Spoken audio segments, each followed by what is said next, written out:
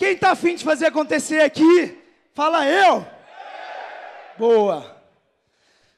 Galera, agora eu tenho um cara para chamar aqui, que, quando esse cara falou assim, eu vou palestrar no seu evento, eu quase não acreditei, de verdade.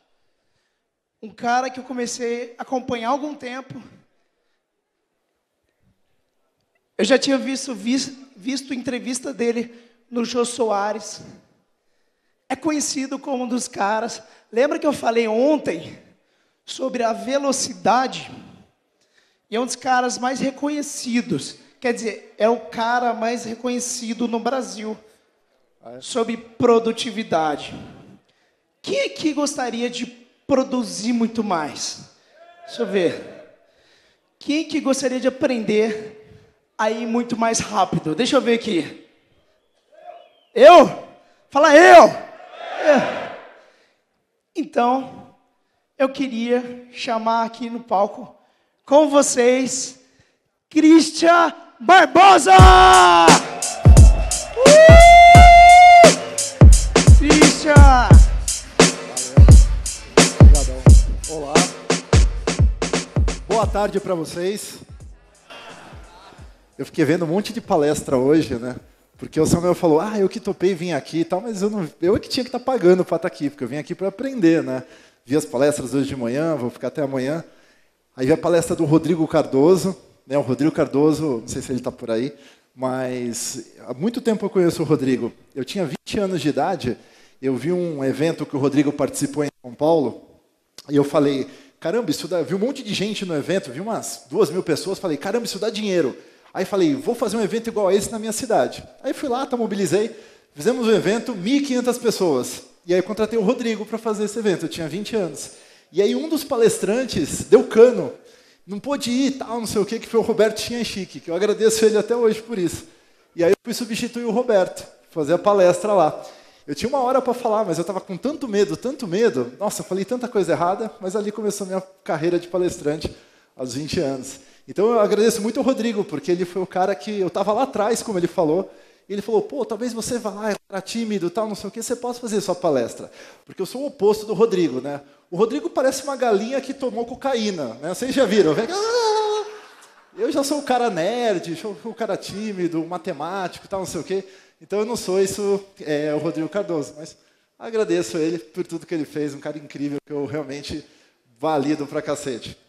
Agradecer ao Samuel pelo convite, também de falar de produtividade para vocês, né?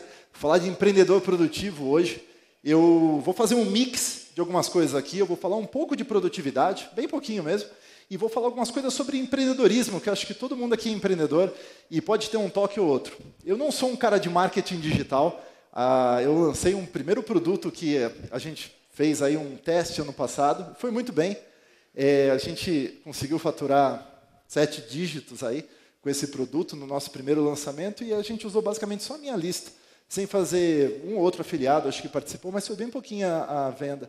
E a gente vendeu bem legal mesmo, foi bem bacana. A gente faturou metade com clientes abertos e a outra metade a gente vendeu para corporativo, que é o nosso business principal aí dentro da Tríade. Então, hoje o empreendedor, ele está ferrado. Na verdade, por mais pesquisa que você faça, o empreendedor é aquela pessoa que não tem tempo para nada, mas nada mesmo.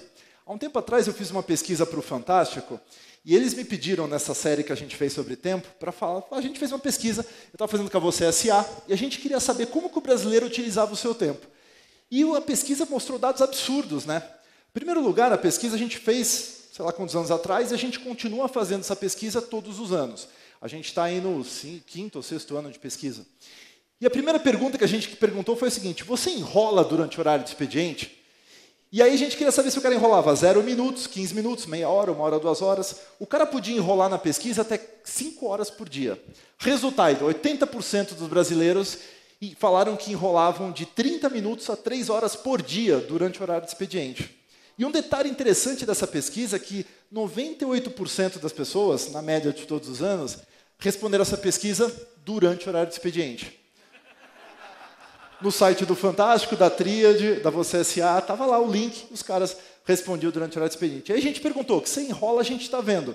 Mas você enrola fazendo o quê? E aí tinha um monte de opções. E 60 e poucos por cento das pessoas, acho que 64, 65% das pessoas, afirmaram que vêem redes sociais durante o horário de expediente. Ou seja, o cara está lá no trabalho tal, e está vendo rede social. Dentro de uma empresa, tal, que não é muito o caso de vocês, que às vezes estão trabalhando no teu próprio produto, tal, está trabalhando às vezes de home office, o que é mais, obviamente, mais livre, mas na empresa pega um pouco mais. Aí a gente perguntou, tá, mas o que mais que você faz? 27% dos caras jogam durante o horário de expediente. Jogam o quê? Sei lá, Candy Crush, Fazendinha Feliz. A reunião tá chata, o cara começa a pedir vida para você no Candy Crush. Mas tem coisa muito pior do que isso. 52% das pessoas afirmaram que procuram outro emprego durante o horário de expediente. E aí as empresas estão querendo bloquear o Facebook. Não tem que bloquear o Facebook, tem que bloquear a Cato, a InfoJobs, Currículum. Esses são os sites que comem o tempo da galera. Mas tem coisa muito pior do que isso. 11% afirmaram que vem pornografia durante o horário de expediente. 11%. E pior do que isso. Foi uma pergunta que até as meninas da Você S.A. falaram a seguinte, não, Christian, não põe isso, ninguém faz. Eu falei, não, vamos botar porque a gente atende muita empresa aí, eu sei que fazem. 2,7% das pessoas que responderam a pesquisa afirmaram que não apenas veem pornografia, mas fazem sexo virtual durante o horário de expediente. Gente, olha que absurdo. Se a pesquisa estiver mais ou menos certa, e pegar aqui, vamos supor que vocês estivessem trabalhando numa empresa na quinta-feira, uns 4, 5 de vocês deram uma zinha aí durante o horário de expediente. Imagina, né? E acho que o Snapchat até ajuda isso, né? Em 10 segundos o cara vai lá, tá, sei o que acontece, absurdo. Mas olha só, tem muito dado absurdo sobre produtividade. A gente tem na Tríade a maior pesquisa de produtividade do mundo com grandes empresas. A gente tem um índice de produtividade. A gente pesquisa aí por ano algo em torno de 400 a 500 mil funcionários das maiores empresas globais. Com score de produtividade, como é que faz? O bicho está pegando. Tem muita coisa sobre produtividade que as pessoas estão olhando e falando o seguinte, meu, não tenho mais tempo para nada.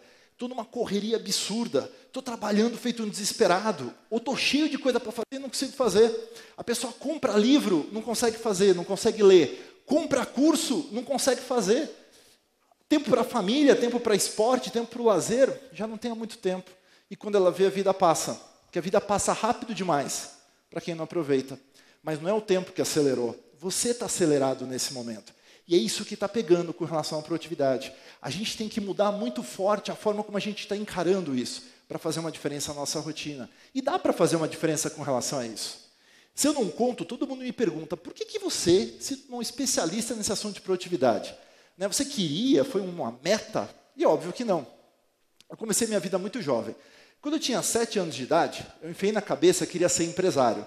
E queria ter uma empresa cheia de computadores. E esse foi meu sonho. Eu falei, putz, eu quero ter uma empresa cheia de computadores. E comecei a encher o saco de todo mundo, na escola, em casa, para abrir a empresa comigo. Mas ninguém queria ser sócio de um moleque com 7, 9, 10 anos de idade. Quando eu tinha 13 para 14, esse negócio começou a ficar muito forte. Eu queria muito essa empresa. Eu só falava disso, enchia o saco dos meus amigos, dos meus pais. E ninguém queria ser sócio de um moleque com 13 anos. Aí eu vi um anúncio da Microsoft, que estava no Brasil, e falou o seguinte, olha, a gente tem uma prova que se você passar, você vira um profissional certificado da Microsoft. Aí eu falei assim, pô, se eu passar na prova, vai todo mundo querer abrir empresa comigo. Liguei para a Microsoft. Falei, boa tarde. Ela assim, pois não, qual é o seu nome? Eu, Christian Barbosa. Assim, quantos anos você tem? Eu falei, eu tenho 13. Ela assim, você não pode fazer a prova, só para maior de 21. E, liguei milhares de vezes para a Microsoft. Eles atendiam, eu falava, oi. Ela assim, Christian, é você, né? Você sabe que é só para maior de 21. Aí eu falava, mas eu vou fazer 14. Ele assim, não, não pode, só para maior de 21. E não deixaram fazer o raio da prova. Aí peguei minha mãe, que fala inglês fluente, falei, mãe, você vai ligar para mim lá para os Estados Unidos, vai ver se lá eles vão deixar fazer a prova.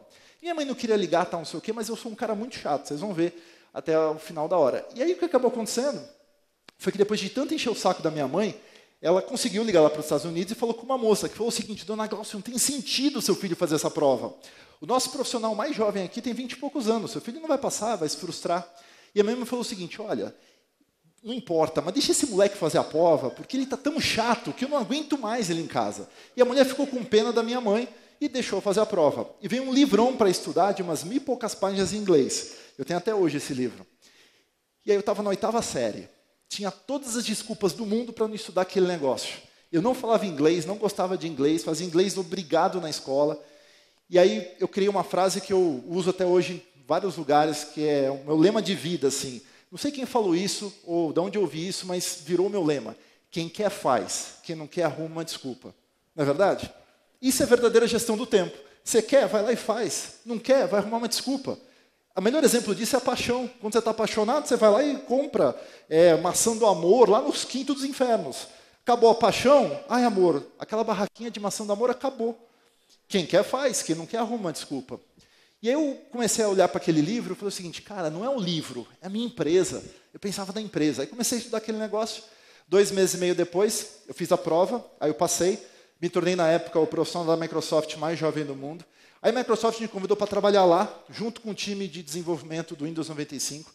E Microsoft é animal, mas eu não queria ficar na Microsoft. Porque a Microsoft tinha um monte de computadores, mas são todos do Bill Gates. Eu queria ter minha própria empresa cheia de computadores. E aí, aqui no Brasil, eu comecei a falar para o pessoal, vamos abrir uma empresa, vamos abrir uma empresa. E mesmo assim, ninguém queria ser meu sócio. Aí tive que apelar para o patrocínio. Eu falei, pai, tu vai ter que abrir empresa para mim. Aí o pai falou, esquece, meu. Eu sou publicitário, tenho agência de propaganda, marketing, não tenho nada disso. Aí eu falei, putz, me enchi tanto o saco dele que ele teve que abrir minha primeira empresa. Foi a Blue Eagle, que saiu na junta quando eu fiz 15 anos. 2 semanas depois eu fazia 15 anos.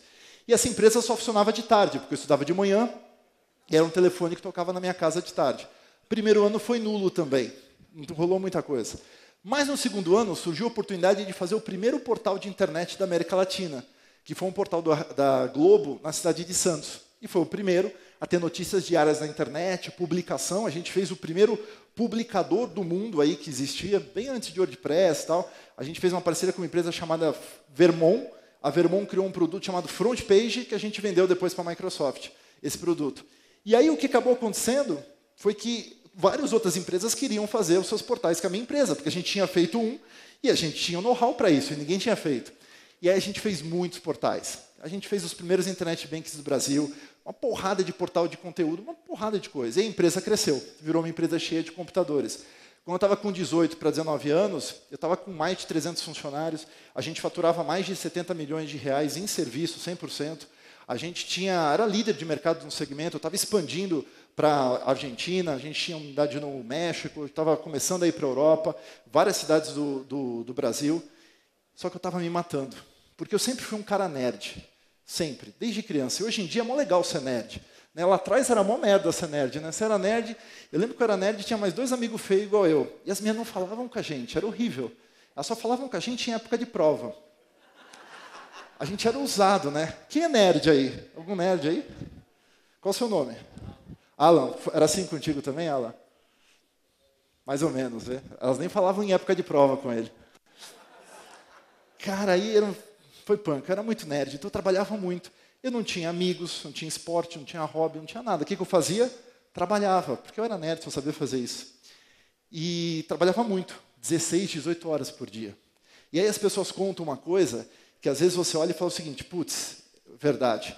Quantos de vocês já não ouviram aquela frase sua ou dos seus pais falando o seguinte, quando eu chegar num patamar X de grana, eu paro, eu me aposento e vou curtir a vida. Não ouviram isso? Eu ouço isso hoje de tantas pessoas, e essa é a maior mentira que você vai contar na sua vida. Porque você sempre quer mais. Eu tinha 15 para 16 anos quando eu fiz meu primeiro R$1 milhão. Eu tinha dinheiro. Eu criei dinheiro muito jovem na minha vida. Só que eu perdi a relação do dinheiro que eu ganhava com a minha vida. Eram coisas totalmente distintas. Aquele dinheiro para mim não significava nada. O que eu queria era mais e mais e mais projetos. E para ter mais e mais e mais projetos, eu trabalhava 16, 18 horas por dia, fazia minha equipe trabalhar na mesma pegada. Era uma loucura. Eu fui um chefe terrível com o meu time. Porque eu fazia o pessoal ficar de madrugada, coisa horrível. Eu fui o cara do hard work. O pessoal fala hoje de hard work. Cara, stop hard work automaticamente. Você tem que ir, nem o smart work que se fala também. Os Estados Unidos tem essas duas, né? Hard e smart work. Não é trabalhar duro e não é trabalhar de forma mais inteligente. Acho que trabalhar de forma mais inteligente é um passo. É trabalhar de forma mais sábia, formas orientadas naquilo que você quer, formas que te deem escolhas e não decisões. Na escolha você tem um leque de opções, na decisão você corta as coisas. Eu tenho que deixar isso em função disso. Você tem que ter escolhas na vida. E quando você chega num ponto onde você usa o seu tempo com mais sabedoria, você está evoluindo e não simplesmente agindo. A gente precisa agir mais, evoluir mais e agir muito menos. Ação não é nada se você não evoluir.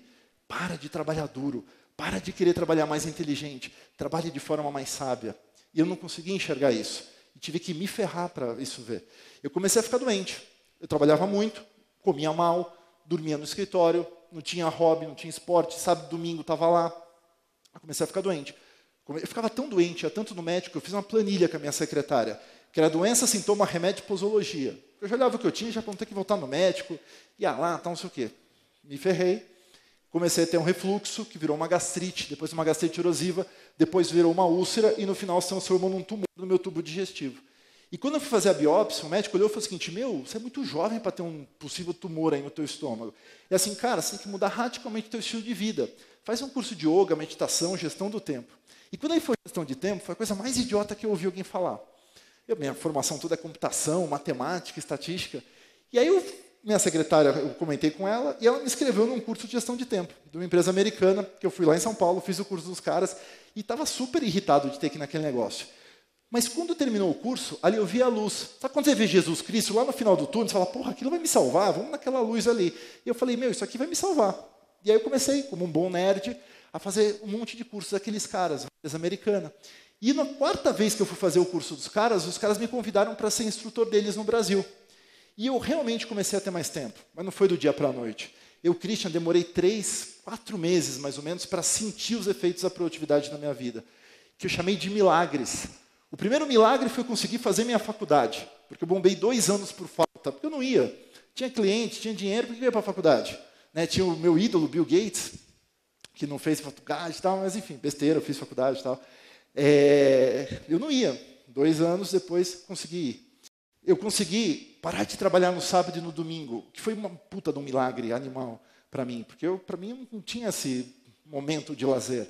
E diminui minha carga horária também. Naquela hora eu passei de 16, 18 horas para 14, depois fui para 12 e depois diminui para 10 horas. Foram milagres, mas o maior milagre de todos para o nerd naquele momento foi arrumar tempo para deixar de ser virgem. Puta, esse foi o mais difícil. Já deixou de ser?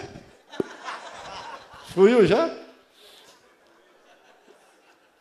E a vida ficou melhor, obviamente. Aí eu acabei virando instrutor. Esse hobby da produtividade virou um hobby mesmo. E eu virei instrutor de 9 consultorias internacionais sobre esse assunto, das mais conhecidas. E até que chegou um ponto que eu fiz uma pesquisa com 2 delas. Eu gosto de pesquisa, dado, estatística. E aí a pesquisa provou que a gestão de tempo precisava de um update. E aí eu comecei a desenvolver um método novo que eu queria compartilhar com os americanos. Eles não gostaram da ideia. Teve um monte de coisa com relação a isso. Me criticaram pra caramba. E foi aí que eu criei o método Tríade. E isso virou um livro em 2004. E eu nem acreditei o que aconteceu depois disso, porque a gente lançou um primeiro software que media a produtividade antes e depois. E pela primeira vez as empresas podiam ter uma estatística real de quanto que podiam ter um retorno de investimento sobre produtividade para os seus times. E aí virou um boom. E aí a empresa começou, literalmente, essa parte começou a desenvolver. E aí eu estava tendo demanda para falar sobre esse assunto de produtividade em um monte de lugar. E eu não queria, tinha uma empresa de TI. Estava indo super bem, ganhando dinheiro, não queria fazer palestra, falar de produtividade. Mas alguma coisa eu falei, putz, eu gosto disso. Acho que eu cheguei num ponto que agora eu quero ajudar pessoas a terem mais vida. E aí comecei a fazer uma palestra ou outra aqui ou lá. Até que chegou o momento que eu falei, pô, eu gostei disso, quero ajudar mais pessoas. E aí eu fiz uma fusão da minha empresa na época com o meu maior cliente, que era uma empresa chamada Popcom, que era uma empresa de propaganda do grupo da Prax, que é do Washington Liveto, que é o dono da Brasil. Aí eu fiquei sócio do Washington durante 3 anos, até que chegou o momento que eu falei, cara, não quero mais nem saber de marketing, propaganda, tecnologia para web, nada disso. A gente era grande. A Popcom se tornou o 2º maior comprador de mídia no país. A gente só perdia para a agência Clique na época. A gente era muito grande em termos de volume, obviamente, porque tinha as agências todas do grupo da Prax, que compravam, pelo menos usavam a gente como fonte de mídia. E aí eu vendi a empresa e fiz 2 coisas. Montei um fundo de investimento chamado Dreammaker, que é uma operação que eu tenho até hoje, que eu invisto em startups, adoro isso, é o que se tornou meu business principal. A gente tem hoje 9 startups investidas aqui no Brasil, tem algumas nos Estados Unidos. Adoro fazer isso, adoro investir em startups como anjo, ver o negócio crescer mesmo. E fundei a Tríade como uma consultoria de produtividade, que eu não sabia que ia crescer tanto. E a Tríade cresceu pra cacete. A Tríade se tornou referência no Brasil nesse assunto de produtividade. A gente acabou atingindo a marca de 54% das 1.000 maiores empresas brasileiras usando a nossa metodologia. E a gente começou a expandir globalmente isso. E ano passado a gente bateu uma marca de 2 milhões de pessoas treinadas em salas de aula, com pelo menos 4 horas de duração, na metodologia TRIA de mais de 18 países, se tornando a maior empresa nesse segmento do mundo, com dados que pouquíssimas consultorias vão chegar perto disso algum ano. Então, a gente conseguiu crescer demais nesse segmento. E hoje eu faço um monte de coisa diferente. Eu tenho uma outra startup em São Francisco, que é a GoBox, lá nos Estados Unidos, e eu acabei me mudando para lá 2 anos atrás, então estou me dedicando um pouco a essa startup, que é uma startup de inteligência artificial para e-mail. Que aí tem todo o meu lado nerd e tal, putz, eu estou animado, tem a Stanford lá do lado, com um monte de dados show de bola, e é incrível como as pessoas gastam tempo com e-mail, não tem nem noção de que estão fazendo. E a gente tem um algoritmo todo maluco lá, que agora virou um monstro. Aquele negócio do Exterminador do Futuro é sério. Eu tenho medo, das vezes, do algoritmo do que ele faz. Ele consegue saber se você fez sexo ou não no dia seguinte. Você está lá, de manhã usou e-mail, ele é capaz de dizer, ele transou, ele tem filho, ele fez aquilo. Cara, como que ele sabe isso? O bicho se auto-aprende. É muito louco. Mas isso é uma outra palestra. Então, dá para ter tempo? Claro que dá para ter tempo. Dá para a gente ter muito mais vida. E como que faz para a gente ter mais vida? Quais são os princípios disso?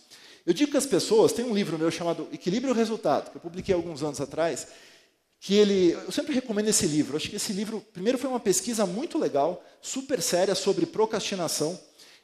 Eu gosto de pesquisa, né? Então, quando eu fui falar sobre por que as pessoas adiam as coisas, esse livro aqui me custou quase R$500 mil, só em pesquisa, contratando psicólogo, contratando time de pesquisa aqui no Brasil e no exterior, contratando médico, neurologista, para entender os princípios da produtividade, por que as pessoas adiam coisas. E tem um monte de coisa interessante.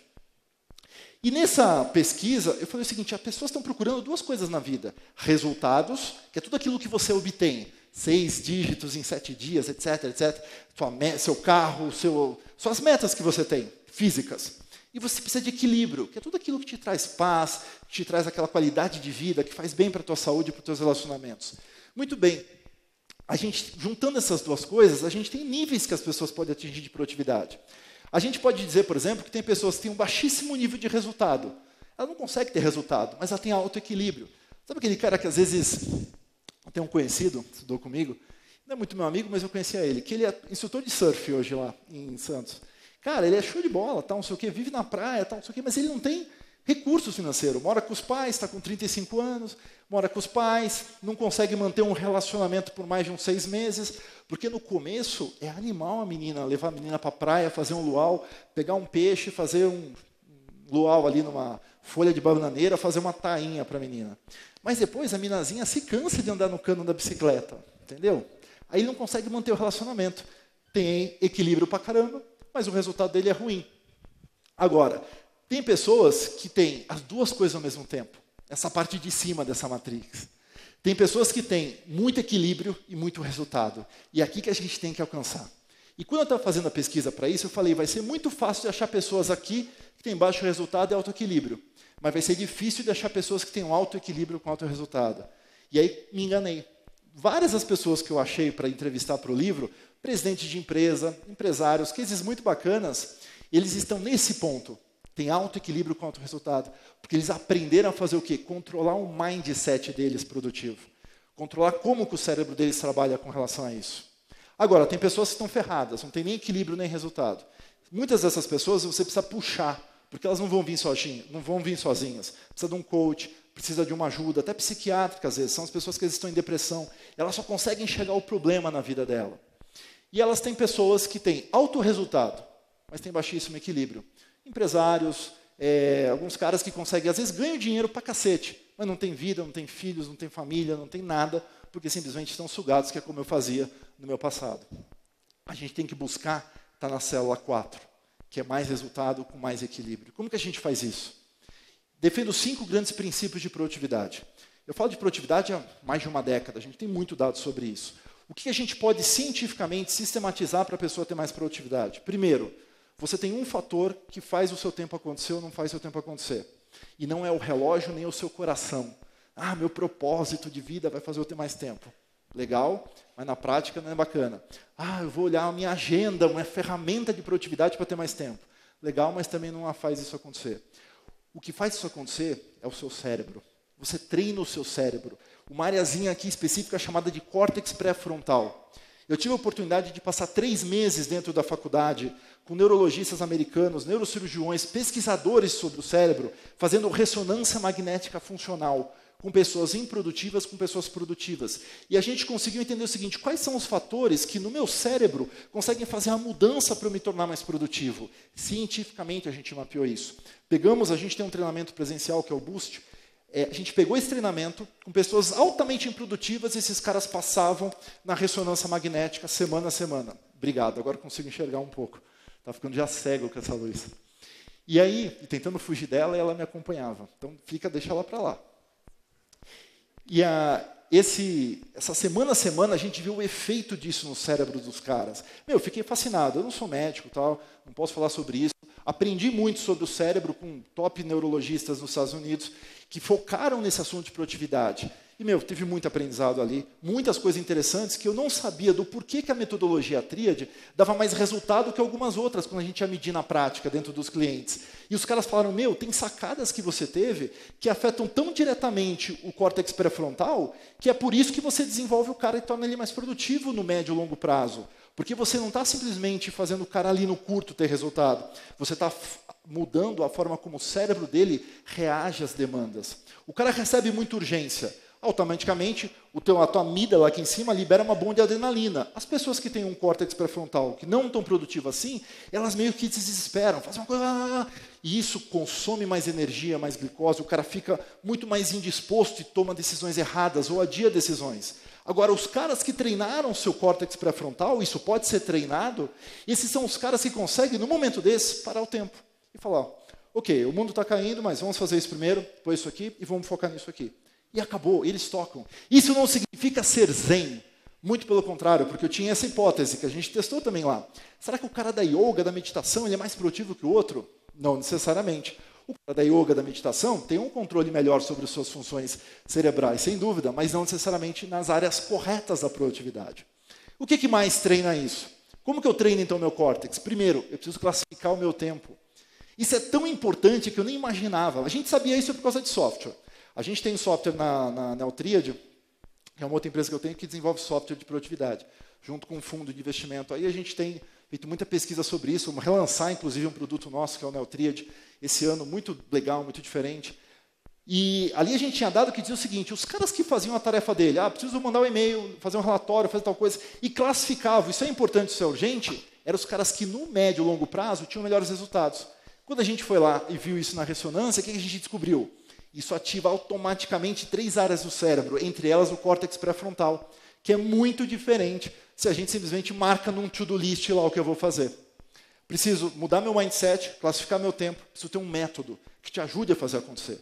Eu não vou ter tempo aqui, óbvio, de falar sobre metodologia tríade, mas depois eu vou deixar alguns sites aqui, você procura um método que te oriente a fazer isso. E não só o meu método funciona. Às vezes você vai pegar um método, por exemplo, do GTD, do David Allen, que eu tenho coisas que eu gosto no GTD, tem coisas que eu não gosto, enfim, mas tem coisas lá que você pode usar, e pode pegar do meu e junta, e ver o que funciona para você e faz resultado. E aí você começa a ter um método próprio teu, que funciona individualmente para cada um. Quarto, você precisa ter uma ferramenta. O que é uma ferramenta? Você precisa ter uma agenda, um software, ou você precisa ter um smartphone que faça isso. Não importa o que seja. Eu vou mostrar um vídeo para vocês sobre essa parte da tríade. The best way to have more focus and to improve your time management is by learning to categorize your activities. When you categorize them, you can measure and analyze your progress to improve the efficiency of your day. You cannot improve what you don't measure. Presenting the Triad of Time methodology, which divides all the activities you do into 3 different categories: important, urgent, and circumstantial. These 3 ways to categorize time form how effectively time can be used. No one activity can fit into multiple categories. They can only be important, urgent, or circumstantial. Now think about your life as a trip, and you have 3 different ways to your destination. On the important route are all the activities that bring you a positive result, and you have enough time to accomplish. You have hours, days, or weeks to finish the activity. On the urgent route are all the activities that have a short time frame to finish, or no time at all. You must do it now. These activities pop up during the day and may result in stressing you out. This is the way with a lot of traffic, and the exact path is a little uncertain, but you need to pass through it to get back on track. On the circumstantial route, you only see the unnecessary activities that you do at your convenience and only waste your time, but sometimes you have to do. This way will not take you anywhere, brings you zero results, and leaves you frustrated. Every one of your activities should be analyzed and categorized into these three options in order to exercise your brain and use a productivity model. It's important to know which way you're going to ensure the final stop on your trip is the destination that you planned. Based on task duration and triad time classification, GoBoxy knows and suggests the best time to work on specific tasks. All you need to do is classify each of your tasks into the three categories, and GoBoxy will optimize your day, which allows you to save time for what matters. Também assim, a gente queria usar a inteligência artificial para lidar com o seu dia, né? Chegamos muito longe nisso aqui, mas ele nem faz isso hoje. Mas experimenta nas próximas semanas. Tudo que você colocar no teu to-do list, disso é importante, urgente circunstancial. Vê o efeito disso a médio prazo, que isso vai funcionar para você. Quando a gente fala sobre ser mais produtivo, ter equilíbrio com o resultado ao mesmo tempo, a primeira coisa que você precisa parar para entender é o seguinte: a produtividade ela exige um fator muito importante. Obviamente, o método em si, né, a parte de planejamento, de entender algumas técnicas, a parte de energia, que eu já vou falar para vocês um pouco sobre isso, mas a parte de atenção é muito importante. Porque hoje a gente tem um monte de oportunidade na vida, uma porrada de coisa para fazer. Com certeza aqui no Segredos da Audiência, vocês estão aprendendo um monte de insights. Eu estava lá atrás anotando um monte de coisa, me deu um monte de insight. Aí você fala assim, cara, eu estou aqui com tarefa para fazer para 6 meses. Só que se a gente tiver tanta coisa para fazer, você não vai fazer nada. E as pessoas que não conseguem ter tempo, não conseguem ganhar dinheiro, são as pessoas que realmente trabalham muito ou as pessoas que realmente não conseguem focar. Isso é uma coisa que o Oliveto sempre falava. Ele falava assim, olha, quem trabalha não ganha dinheiro. E eu falei, porra, é a maior verdade do mundo. A gente tem que fazer o dinheiro trabalhar pela gente, de forma sábia, inteligente também, sem precisar do hard work no nosso dia a dia. A gente tem que fazer o seguinte, bem, tenho 30 ideias, qual que é a ideia que eu vou pegar? Eu tenho que escolher a melhor ideia, porque muita gente fala o seguinte, não, eu nasci sem foco. Não é que você nasceu sem foco, você nasceu sem capacidade seletiva. E dessas todas as ideias que você tem que parar para pensar o seguinte, quais dessas ideias vão me trazer resultados e ao mesmo tempo equilíbrio? Pode ser até fazer uma classificação mesmo. E aí essa oportunidade você escolhe, e aí agarra ela e foca nela, termina ela. Terminou? Vai para uma próxima. É assim que a vida consegue crescer. E você pode fazer isso, inclusive, na forma como você planeja. Porque as pessoas, elas acham que quem tem sorte, o cara teve sorte na vida. E não é sorte. Sorte, sem dúvida nenhuma, é o resultado de um bom plano, com boas ferramentas e com um bom método por trás. É isso que faz com que as pessoas prosperem. Pode perguntar aqui para os caras que fazem lançamento, né? Eu fui uma vez fazer uma palestra para o Érico Rocha, e aí o pessoal falando de lançamento, tal, não sei o quê. Meu, quando eles falam de lançamento, os caras ficam tão estressados que parecia que eles iam lançar um foguete. Nossa, é lançamento, tal, não sei o quê. Eu falei, caraca, isso deve ser, né? O que os caras fazem? Uma ciência da NASA, tal, não sei o quê. Aí quando a gente foi lançar o nosso primeiro produtinho lá, não sei o quê, eu falei, galera, é o seguinte, olha, a gente tem experiência nisso, tal, eu até contratei um pessoalzinho que tinha, mas eu falei o seguinte, o que eu ouço os caras falar lá é que é o caos na Terra. Então vamos se preparar para o caos na Terra, o que vai rolar. E fluiu tão tranquilo. Então eu fiz o meu pessoal chegar um pouco mais cedo. Em vez de eles chegarem às 8h30, eu falei, pessoal, vamos chegar às 8 e vamos sair às 7. Né? Porque a gente é seriamente 6 horas, tá? Vamos sair um pouco mais tarde. E, cara, nem precisou, fluiu tão tranquilo. Por quê? Planejamento. Os caras falam assim, cara, tá tudo tão planejadinho que não precisa ter nervosismo com relação a isso. Planejamento ajuda a gente a ter menos urgência, menos tempo. Algumas dicas de planejamento. Eu podia falar horas para vocês sobre isso. Mas peguei 3 coisas importantes. Primeiro, para de planejar o amanhã. Teve um pessoal lá nos Estados Unidos, John Assaraf, teve o Michael Haidt, que começaram a vender uma ideia do seguinte, chega de noite e planeja o dia seguinte. Escolhe 3 coisinhas que você vai fazer para o dia seguinte. Meu, de onde os caras tiram essas coisas? Eu fico pensando, o cara está um dia lá olhando para o espelho, aí vem uma bruxa e fala com ele, não, escolhe 3 coisinhas para fazer no dia seguinte. Porra, mega errado isso, não sei de onde os caras tiram essas ideias. Quem planeja só o dia seguinte gera mais urgência, se torna mais reativo, faz menos coisas do que poderia fazer e, obviamente, não alcança o resultado que ele precisa. Planejamento que dá certo é, no mínimo, 3 dias para frente. E aí tem uma técnicazinha, que eu vou falar para vocês em 2 minutos, mas que levou 2 anos para o nosso time chegar nessa conclusão. Fazendo pesquisa com estatística, com software comportamental, grupo de teste, grupo placebo. 3 dias para frente. Se hoje for segunda, eu vou colocar o que eu vou fazer na terça, na quarta e na quinta. Na sexta, eu vou deixar em branco para absorver alguma coisa que eu não fiz e para replanejar os próximos 3 dias. Isso te dá um nível de controle muito maior sobre o que você vai fazer, flexibilidade, porque planejamento não é te travar, planejamento é te dar opções para escolher o seguinte: não estou afim de fazer essa tarefa hoje. Tenho que escrever um texto para o meu blog, mas não estou afim. Vou fazer para amanhã. Ok, eu tenho tempo para fazer isso. Agora, se você não tem tempo, preciso disso para hoje, é para hoje, para hoje, tem que fazer. Vai gastar mais energia, fica mais cansado, em cima da hora. Não planeja o dia, 3 dias para frente. Outra coisa, faz por blocos as coisas. Eu toco muitos negócios diferentes. São 3 empresas que, de alguma forma, eu tenho relação. Então, falando aí, pegar todo mundo, são mais de 300 pessoas embaixo do grupo. Eu não consigo ver todas as empresas no mesmo dia. O que eu faço? Eu crio blocos. Putz, segunda-feira eu vou ver Neotriad. Terça-feira, de manhã, eu vou ver GoBox. Quarta tarde, eu vou ver Triad. Sexta-feira, geralmente, a cada 15 dias, eu gosto de fazer uma coisa que eu chamo de reunião comigo mesmo. Eu adoro marcar uma reunião comigo mesmo. E isso, você fala, nossa, coisa louca, tal. Mas eu vou fazer reunião com meus amigos. Não, cara, é você com você. Eu viajo muito. Lá em São Francisco, eu acabo ficando muito sozinho. Então, o que eu geralmente faço? Às vezes eu vou para um lugar novo, que eu não conheço, tal, eu adoro o bacalhau. Curto bacalhau e frutos do mar. Então, se não tem bacalhau no lugar, eu vou pegar um de frutos do mar. Eu acho o melhor restaurante de bacalhau da cidade. Faço a reserva e vou lá. Eu e meu Kindle, e eu fico lendo o Kindle, e naquele momento de 2 horas comigo naquela reunião, sabe? Pensando na vida, às vezes eu leio um pouco, escrevo, gosto de levar papelzinho também que eu escrevo, tenho ideias, e eu com eu. Show de bola, você reflete isso. E gosto de fazer perguntas nesse momento. Christian, o que eu posso fazer para melhorar isso aqui? O que eu posso fazer para parar com isso aqui? O que eu posso fazer para dar um salto nessa startup que está patinando? E vem respostas. E algum dia, se vocês forem para São Francisco, inclusive, eu faço isso, comecei a morar lá e comecei a ver o seguinte: São Francisco é uma cidade muito engraçada. Eu adoro São Francisco. E cidade show de bola, tal, Vale do Silêncio, né? Aí eu vou lá, achei um restaurante muito legal lá. E comecei a ir nesse restaurante. Na terceira vez que eu fui lá, chamei o garçom, e aí o cara seguinte, não, ele já pagou a conta, porque eu pedi para vir a conta. É assim, aquele senhor já pagou a conta para você. Eu, por quê? Aí ele assim, ele lhe entregou isso aqui. Aí eu olhei o cartãozinho do cara, olhei para o cara, ele... Aí eu, caramba, tive uma sacada, vou jantar de graça. Não é verdade? É só chegar num restaurante lá em São Francisco, vi um tiozinho assim, o que você faz? Faz uma coceirinha assim, jantar de graça. Já me pagaram mais de 4 jantares lá em São Francisco. Sem precisar ofertar nada, só assim. Faço uma reunião com você de vez em quando, isso funciona. Algumas coisas sobre energia, né?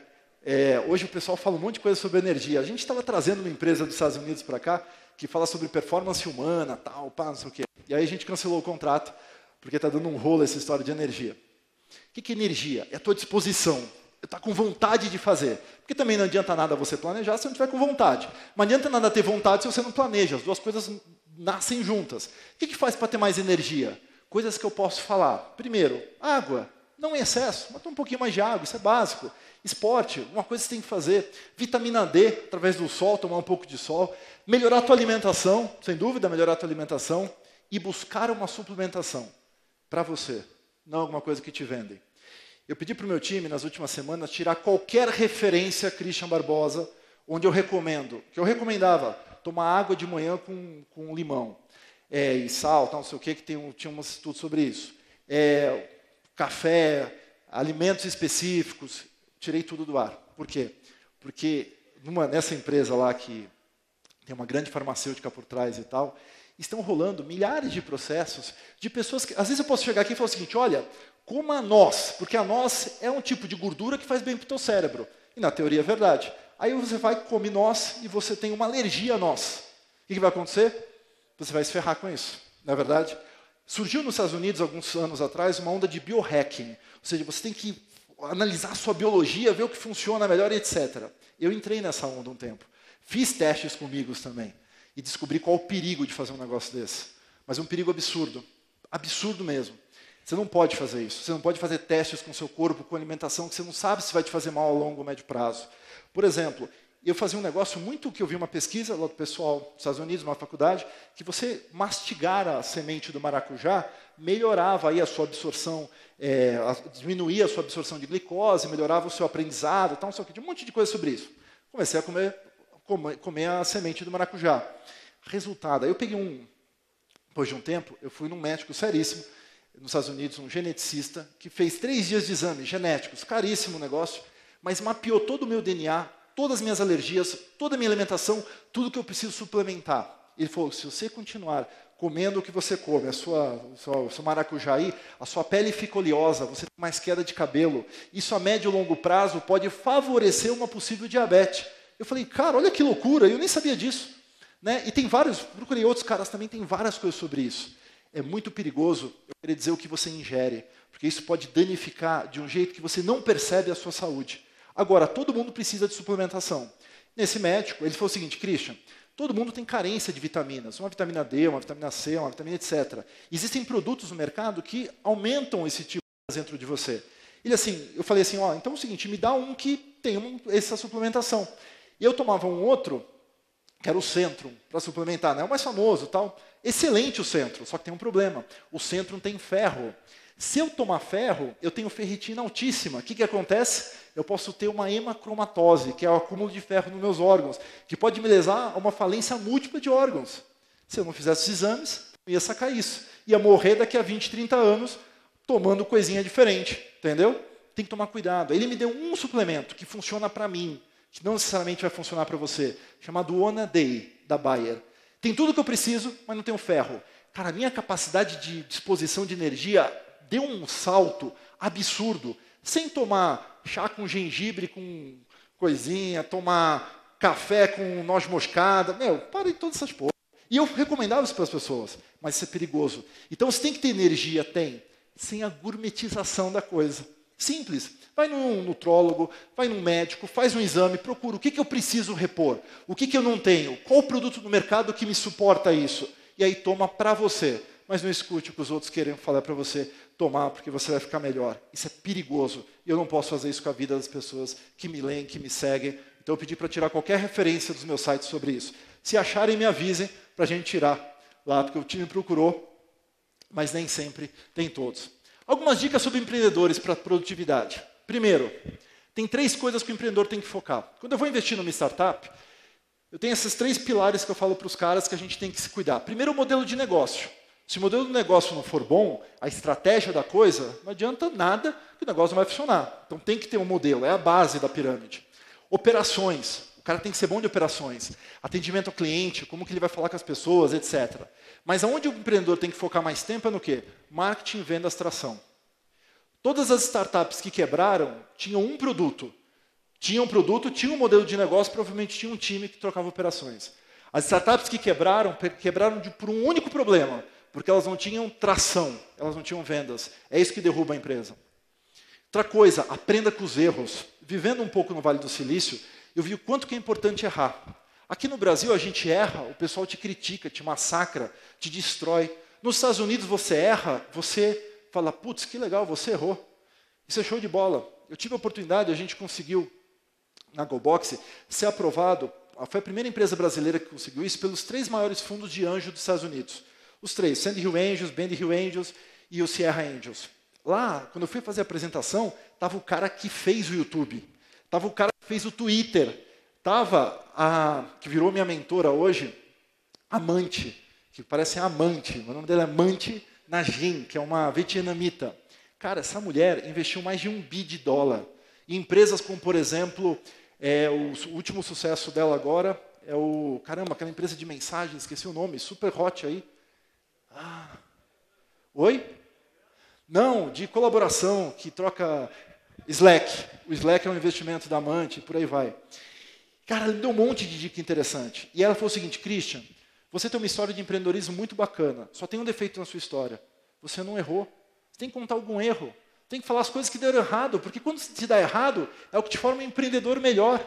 Eu falei, cara, que sacada incrível, né? E aí, quando eu vou fazer a apresentação, às vezes, para os empreendedores, eu começo falando o quê? Das 3 empresas que eu quebrei na minha vida. E quanto isso me gerou em dinheiro de prejuízo. Os empreendedores lá adoram esse tipo de coisa. Porque esse cara aprendeu. O cara que nunca errou é um cara perigoso. Fantástico isso. O que mais? Você tem que se apaixonar demais pela sua ideia de negócio. Mas você tem que estar tão apaixonado que você não quer nem outras ideias. Às vezes você pega um empreendedor, eu vou investir numa empresa, super legal, tal, não sei o quê, e cometi um erro. Os 2 empreendedores achavam que o negócio podia dar dinheiro, mas em um deles tinha aquele tesão visceral pelo negócio. Deu certo o negócio? Claro que não. Eu já tive negócios que eu comecei, que eu gostava, mas que eu não tinha tesão. O que aconteceram? Não andaram. A gente tem que se apaixonar pela empresa, mas sem tornar ela um relacionamento de longa duração. Empresas podem ser vendidas a qualquer momento. O teu papel é aumentar o valor do teu negócio, do teu produto. Marketing digital, vocês estão lançando produtos. O que vocês fazem com o lançamento de produtos, tipo 1 milhão em 6 dias, 7 dias que seja, vocês fazem muito mais do que a maioria das startups. As startups hoje aqui no Brasil, para faturarem R$1 milhão, o tempo médio é 2, 3 anos. Com muito esforço. É difícil para uma startup dar certo. Vocês são pequenas startups. O teu produto hoje pode ser comprado por alguém. Olha, eu tenho um produto que vende no ano 10 milhões. Porra, isso vale muito dinheiro. Mas será que o produto está tão enfiado em você ou você tem isso para longo prazo? Se a tríade se chamasse Christian Barbosa Produtividade, eu nunca conseguiria ter escalado a empresa. Porque se eu fosse treinar todas as pessoas que a tríade treinou, eu nunca teria conseguido escalar a empresa. O que eu quis fazer? Despersonalizar. A tríade é um business que pode ser vendido a qualquer momento. E assim é a vida. Comprar e vender coisas. A sua empresa pode ser comprada? Gerou valor para isso? Outra sacada, dinheiro nunca é a solução. E as pessoas falam assim, eu preciso de dinheiro para começar, eu preciso de dinheiro para fazer acontecer. Você não precisa. Muito dinheiro gera problema. A startup que você vê lá, recebeu 30 milhões de investimento. Você fala, nossa, o empreendedor está rico. Não, é 30 milhões para a empresa, que mal gastos viram um caos. A maioria das empresas que têm dinheiro gastam mal por causa da abundância. Se você não aprende a lidar com a escassez e você vai lidar com a abundância, você vai gastar errado, vai gastar mal. E quando você tiver essa escassez lá na frente, você quebra muitas vezes. Quantas empresas eu vejo hoje que quebram tendo caixa de 100, 200 milhões? Porque não conseguem entender essa diferença. A receita gerada tem que ser diferente do meu Prolabore. Se você pega o teu produto, cai na tua conta e isso é o teu Prolabore, você está errado. Você está vinculando as duas coisas. Vai chegar uma hora que essa conta e que essa confusão pode te quebrar. Tem que parar para analisar o seguinte, qual que é o fluxo de caixa dessa minha operação? Qual que é o meu lucro? Qual que é a minha despesa? E aí você tem que pensar o seguinte, eu faturei 1 milhão, mas o meu Prolabore que eu quero para o ano é 200 mil. Não, é pouco 200 mil. Então eu preciso ter 600 mil de Prolabore. Para ter 600 mil de Prolabore, analisando essas 3 coisas, eu preciso aumentar a minha receita. E aí o que você foca? Em aumentar as vendas, não só em reduzir custos, porque às vezes você tem um custo super baixo já. E aí você vai ficar na coisa errada. Cuidado com a abundância, pensa na escassez novamente. Última dica, sobre equipe. Às vezes as pessoas me perguntam assim, Christian, se você pudesse fazer uma coisa diferente na sua vida, o que seria? Eu teria empresas com pouquíssimas pessoas. 1, 2, 3 pessoas estaria ótimo. Volume de gente não é o melhor. O maior sonho de todo empreendedor, às vezes eu vou e invisto em 2, 3 meninos que estão lá e falam assim, cara, a gente precisa de um escritório, a gente precisa ter 5, 10, 20, 50 pessoas aqui num ano. Eu falo, cara, melhor empresa que tem você, 4 carinhas e vocês têm uma rentabilidade absurda com relação a isso. Por que acontece? Às vezes você está lá com o seu produto começa a crescer, você chama um cara para te ajudar, daqui a pouco chama outro, daqui a pouco chama outro. O seu produto que era legal começou a virar um estresse na gestão desses negócios, dessas pessoas. Lidar e liderar pessoas não é uma coisa fácil. O custo disso, pessoas têm interesses próprios, pessoas têm visões diferentes. Pô, por que esse cara está ganhando milhões e eu não estou? Sabe esse tipo de coisa? E todo mundo tem o direito de ganhar, obviamente. Dependendo do papel que ele está, ele vai ganhar mais ou vai ganhar menos. Isso é a vida, é natural. Só que quanto mais complexo fica a operação com pessoas, mais difícil fica o seu dia a dia. Você não tem que ter muitas pessoas, tem que ter pessoas chaves. 1, 2, 3 pessoas que fazem o negócio andar e que essas pessoas consigam fazer. Preciso dar um próximo passo? Pensar muito antes de chamar pessoas. Pessoas são um dos fatores que quebram muitos dos negócios, por vários fatores aí que a gente não vai ter tempo hábil de comentar. Bem, era isso que eu queria trazer para vocês. E eu vou terminar com uma frase de um cara que eu acho show de bola, que foi o Napoleão Hill. Vocês já devem ter ouvido falar desse, lá de Triunfo, né? Ele fala, um cara que desiste nunca vence, mas um cara que vence nunca desiste. E essa é a maior verdade do mundo. Se eu falei tudo isso que eu falei aqui para vocês hoje, foi porque eu tive um sonho. Com os meus 7 anos de idade, ter a minha empresa cheia de computadores. E a minha infância inteira, aquelas pessoas me destruíram por causa disso. Meus professores falavam que eu era um louco. Meus amigos falavam que eu era um louco. Parentes falavam que eu era louco, para eu esquecer essa ideia. Eu nunca vou esquecer do dia que eu tinha 10 anos de idade. Eu estava descendo o elevador da escola com a minha mãe, e entrou a mãe de um amigo meu, que era da minha classe e morava no meu prédio. Logo, ele é meu sócio prefeito. Era o cara que eu mais enchia o saco para ser meu sócio. E ela falou o seguinte, Glaucio, Christian, que bom que vocês estão aqui, porque eu estou um tempo falar isso para vocês. Christian, para com essa história de empresa, menino. Você tem 10 anos, vai jogar bola, vai para a praia, vai andar de bicicleta, não aguento mais essa historinha lá em casa de que vai ter uma empresa com você. Glaucio, para com essa história com esse menino, não sei o quê. Cara, eu fiquei arrasado, eu tinha 10 anos. A minha empresa, eu queria mais do que o meu Autorama. E aí, a mulher veio e me destruiu aquilo, meu olho encheu de lágrima. E eu olhei para minha mãe, e a minha mãe olhou para mim e falou a coisa mais importante que eu ouvi na minha vida. Ela falou o seguinte, olha, eu não sei o seu filho, mas o Christian, eu tenho a certeza que um dia vai ter uma empresa, e vai ser bem cheia de computadores, não vai, filho? Eu olhei e falei, vai, mãe. E naquele dia, eu tive a certeza que eu ia ter minha empresa. Porque a pessoa mais importante do meu mundo acreditava no meu sonho naquele momento. E é isso que a gente tem que fazer com as pessoas que a gente ama. Não destrua o sonho dos seus filhos, não destrua o sonho dos seus pais, dos seus irmãos, não destrua o sonho das pessoas que você convive. Se vai dar certo ou se vai dar errado, a pessoa tem que ter a capacidade de tentar. Não pode ser você que vai destruir a vontade da pessoa viver pelo sonho dela. Porque uma vida que vale a pena é uma vida que faz a vida para realizar os sonhos. E viver o nosso tempo com muito mais sabedoria, que é isso que importa. Obrigado pelo tempo de vocês. Valeu. Uou!